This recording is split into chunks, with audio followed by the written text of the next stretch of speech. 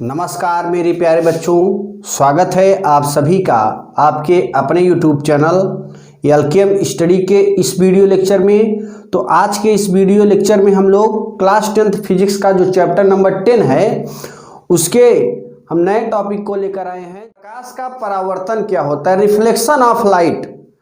प्रकाश का परावर्तन का मतलब है जैसे हम किसी गेंद का परावर्तन करते हैं। जैसे ये गेंद अभी मान लीजिए सपोज ये गेंद है, अगर इस दीवार में मारे तो ये क्या होगा, ये टकराएगा फिर वापस आ जाएगा, तो गेंद का परावर्तन है। ऐसे ध्वनि का परावर्तन होता है, ठीक है। आदमी का परावर्तन, आदमी किसी से टकराएगा ना, जैसे इसे टकराएगा तो ये दीवार हमको क्या कर देगा, परावर्तित कर देगा। ऐसे प्रकाश का परावर्तन होता है। जब प्रकाश किसी चमकदार या पालिशदार पृष्ठ पर पड़ता है तो वह किसी निश्चित दिशा में परावर्तित हो जाता है। इस घटना को प्रकाश का परावर्तन कहते हैं। फिर समझिएगा, जब प्रकाश की किरण किसी चमकदार, पालिशदार, चिकना, चमकीला, अगर ऐसी तल हैं, ऐसे पृष्ठ हैं, तो उन पर क्या होगा, प्रकाश का परावर्तन हो जाएगा। फिर समझिएगा, जब प्रकाश किरण किसी चमकदार या पालिशदार पृष्ठ पर पड़ता है तो वह किसी निश्चित दिशा में परावर्तित हो जाता है। इस घटना को प्रकाश का परावर्तन कहते हैं। तो इसमें हम एक चीज बताएंगे आपको समतल दर्पण के बारे में, ठीक है। समतल दर्पण में क्या करेंगे, सबसे पहले एक कांच का पारदर्शी प्लेट लेंगे। जैसे हम यहां पर देखिए, ये सपोज दैट कांच का पारदर्शी प्लेट है हमारे पास, ठीक है ना। अब इस कांच के पारदर्शी प्लेट में ये कैसा पारदर्शी प्लेट है, एकदम समतल है। अब इसके एक तरफ पारे या चांदी की कलाई कर देंगे, ठीक है। एक तरफ पारे या चांदी की कलाई करेंगे, उसके बाद लोहे के लाल ऑक्साइड का पेंट कर देंगे। फिर समझिएगा, हमें दर्पण कैसे बनाना है। सबसे पहले हम एक पारदर्शी प्लेट लेंगे, ठीक है। क्या लेंगे, पारदर्शी प्लेट। उसके बाद फिर एक तरफ या इस तरफ करो या इस तरफ, एक तरफ पारे या फिर चांदी की कलई कर दो, एक लेप लगा दो, एक बार पेंट कर दो, ठीक है। जब सूख जाए तो उसी के ऊपर, उसी लेप के ऊपर लोहे के लाल ऑक्साइड का पेंट कर देंगे। तो आप इस तरफ अपना चेहरा देख सकते हैं, आपका इस तरफ चित्र दिखाई पड़ जाएगा। तो ऐसे निकाय को हम लोग समतल दर्पण कहेंगे। अब समतल दर्पण की अगर डिफिनीशन कोई पूछ ले तो आप कैसे बोलेंगे, ध्यान समझिएगा। ऐसा समतल कांच का पारदर्शी पृष्ठ, ऐसा समतल कांच का पारदर्शी पृष्ठ जिसके एक तरफ पारे या चांदी की कलाई करके उसके ऊपर लोहे के लाल ऑक्साइड का पेंट कर दिया जाता है, तो ऐसे निकाय को, ऐसे दर्पण को समतल दर्पण कहते हैं। अगर केवल आपसे दर्पण पूछ ले कोई, तब क्या कहोगे मेरे प्यारे बच्चों? फिर समझिए, अगर दर्पण की डिफिनीशन पूछ लिया तो क्या बताओगे? ये तो मैंने समतल दर्पण का बताया है। तो दर्पण में देखिए, दर्पण 3 प्रकार के होते हैं, समतल दर्पण, अवतल दर्पण, उत्तल दर्पण। समतल दर्पण, अवतल दर्पण, उत्तल दर्पण। अगर समतल दर्पण, अवतल दर्पण, उत्तल दर्पण, उसकी तो डिफिनीशन बता लोगे, लेकिन कोई दर्पण का पूछ लिया तो देखो तीनों आ जाएंगे। ऐसा समतल कामा अवतल एवं उत्तल कांच का पारदर्शी पृष्ठ, कैसा पृष्ठ लेंगे, चाहे समतल हो, चाहे अवतल हो, चाहे उत्तल हो, कांच का पारदर्शी पृष्ठ जिसके एक तरफ पारे या चांदी की कलाई करके उसके ऊपर लोहे के लाल ऑक्साइड का पेंट कर दिया जाता है, तो ऐसी घटना को दर्पण कहते हैं। अब एक एक का डिफिनीशन बताना है। समतल का डिफिनीशन बताना है तो कहेंगे ऐसा समतल कांच का पारदर्शी पृष्ठ जिसके एक तरफ पारे या चांदी की कलई करके उसके ऊपर लोहे के लाल ऑक्साइड का पेंट कर दिया जाता है, तो वह समतल दर्पण बन जाता है। अवतल दर्पण ऐसे आगे हम बताएंगे, अवतल क्या होता है, उत्तल बताएंगे, ठीक है ना। अगर अवतल उत्तल की जानकारी लेना है तो हमारे दूसरे चैनल फिजिक्स मैथ लेक्चर पर जाके वहां पे क्लास 10th और क्लास 12 का दर्पण के सारे वीडियो अपलोड किए गए हैं, वहां से आप जाकर अभी तत्काल में देख सकते हैं। बाकी इस चैनल पे हम अपलोड कर रहे हैं धीरे धीरे, इस 1 से 2 महीने में क्लास 10th के फिजिक्स के सभी पार्ट के चैप्टर कंप्लीट हो जाएंगे। तो चलिए हम लोग लोग इस टॉपिक में जानते हैं प्रकाश का परावर्तन। प्रकाश के परावर्तन में मैंने कहा जब प्रकाश की किरण किसी चमकदार या पालिशदार तल पर पड़ता है तो वह किसी निश्चित दिशा में परावर्तित हो जाता है। इस घटना को प्रकाश का परावर्तन कहते हैं। तो यहां देखिए, जब प्रकाश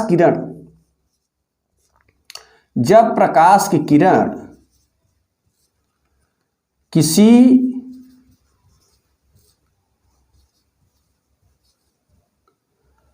चमकदार या पालिशदार पृष्ठ पर पड़ता है तो वह किसी निश्चित दिशा में परावर्तित हो जाता है।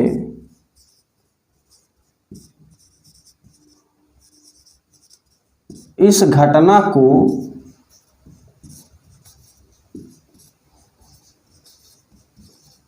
प्रकाश का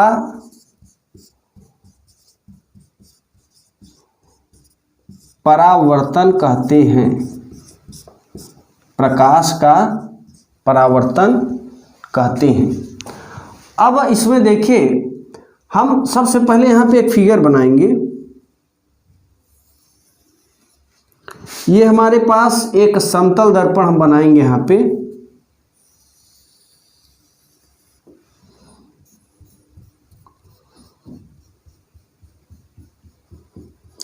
समतल दर्पण का जो नीचे वाला भाग है इसे हम बोलते हैं कलई किया गया तल।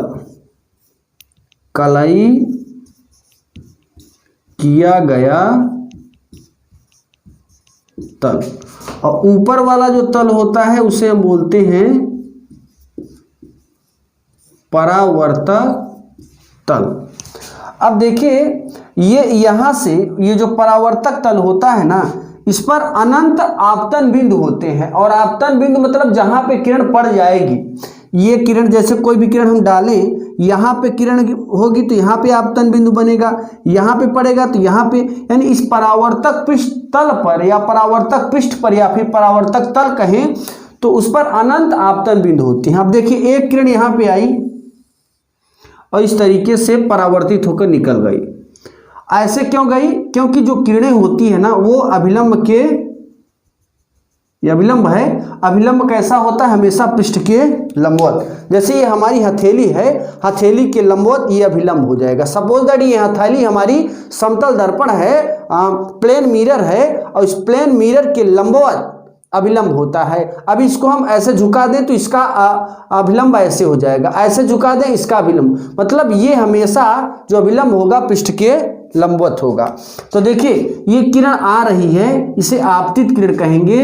और यहाँ पर ये जो किरण, आपतित किरण पड़ी ना, इस बिंदु को हम आपतन बिंदु कहेंगे। और इस तरीके से किरण जब चली गई तो इसे हम कहेंगे परावर्तित किरण, क्योंकि यह परावर्तन के पश्चात, टक्कर के पश्चात जो किरण मिले वह परावर्तित किरण है। तो इस किरण का नाम है परावर्तित किरण, रिफ्लेक्टेड रेज, परावर्तित किरण।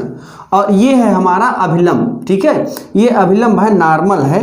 इस किरण को हम कहेंगे आपतित किरण, आपतित किरण है, ठीक है, आपतित किरण। और ये है अभिलंब। आपतित किरण अभिलंब के बीच बने कोण को आपतन कोण कहते हैं। इसे आई से प्रदर्शित करते हैं। फिर समझिए, आपतित किरण एवं अभिलंब के बीच बने कोण को आपतन कोण कहते हैं, इसे आई से प्रदर्शित करते हैं। और यहाँ पे एक कोण है जिसका नाम है अपवर्तन कोण, परावर्तन कोण। परावर्तन कोण को स्मॉल आर से प्रदर्शित करते हैं, ठीक है ना। ये आपतन कोण है, ये परावर्तन कोण है। तो प्रकाश के परावर्तन के दो नियम बतलाए गए। उसके पहले थोड़ा बेसिक कॉन्सेप्ट को समझते हैं। देखिए, प्रकाश जो है जब आएगा ना तो इसमें 8 गुण होंगे।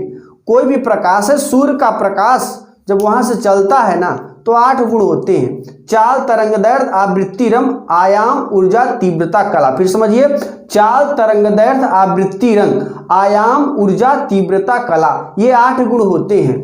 अब 8 गुण इसमें तो हैं, लेकिन जब यहां से निकलेंगे ना तो 4 गुण तो अपना मान बदल देंगे, लेकिन 4 गुण नहीं बदलेंगे। फिर समझिए, 4 गुण परावर्तन के पश्चात बदल दिया जाता है और 4 गुण नहीं बदलते हैं। 4 गुण कौन कौन से नहीं बदलते हैं? फिर समझिएगा, 4 गुण कौन कौन से नहीं बदलते हैं? चाल, तरंग दैर्घ्य, आवृत्ति, रंग, इनका मान नहीं बदलता है। प्रकाश के परावर्तन की घटना में चाल, तरंग दैर्घ्य, आवृत्ति, रंग, चाल, तरंग दैर्घ्य, आवृत्ति, रंग, ये नहीं बदलते हैं। ठीक है, और यानी 8 गुण जैसे इस पर पड़ेंगे, चाल, तरंग दैर्घ्य, आवृत्ति, रंग नहीं बदलेंगे, इसमें भी आएंगे तो भी वही रहेंगे, लेकिन यहां पर जैसे निकलेंगे ना, आयाम, ऊर्जा, तीव्रता, कला बदल जाती है। क्या बदल जाती है? आयाम, ऊर्जा, तीव्रता, कला। फिर से यहां पे लिख लेते हैं, नहीं भूल जाओगे। चाल, तरंग दैर्घ्य, चाल, तरंग दैर्घ्य, आवृत्ति, रंग, ये नहीं बदलेंगे, नो चेंज, ये नहीं बदलेंगे, नहीं बदलेंगे। क्या बदल जाते हैं? यहां पे लिख देते हैं इसी के ऊपर, आयाम, ऊर्जा, तीव्रता, कला।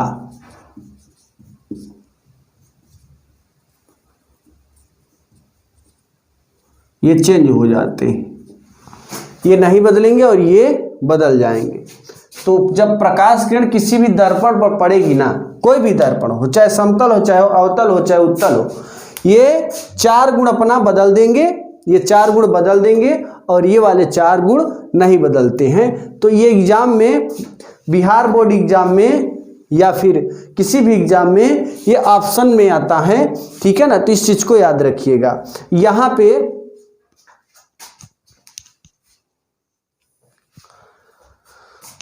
अब हम जानेंगे प्रकाश के परावर्तन के नियम। ठीक है ना, प्रकाश के परावर्तन के नियम। देखिए, प्रकाश के परावर्तन के 2 नियम हैं। प्रकाश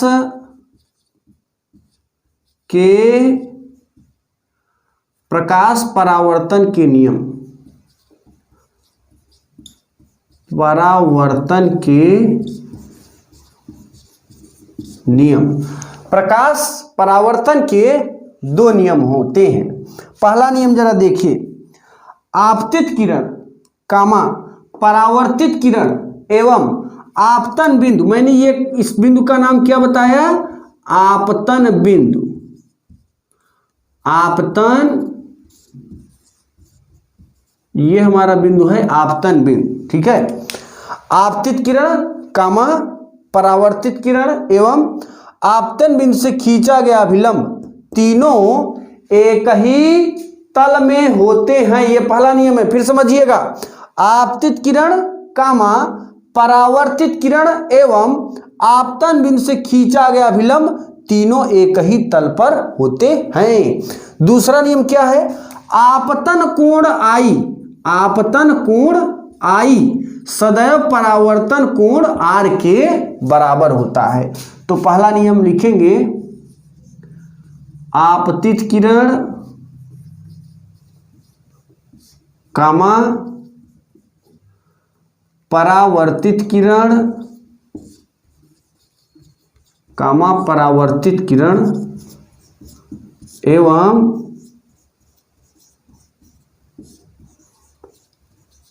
आपतन बिंदु से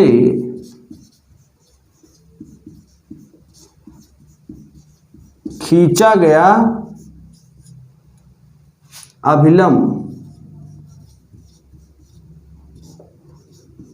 तीनों एक ही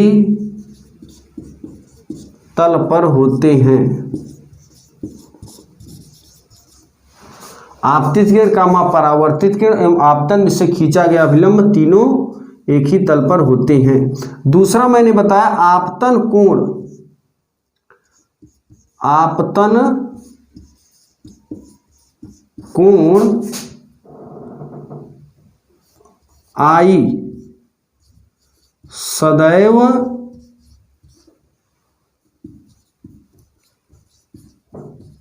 परावर्तन कोण आर के बराबर होता है। यानी कोण आई बराबर कोण आर। तो इस तरीके से यहां पर किरण पुंज और उनके प्रकार तथा प्रकाश का परावर्तन एवं उनके नियम का यह वीडियो लेक्चर कंप्लीट होता है। तो फटाफट आप स्क्रीनशॉट ले सकते हैं।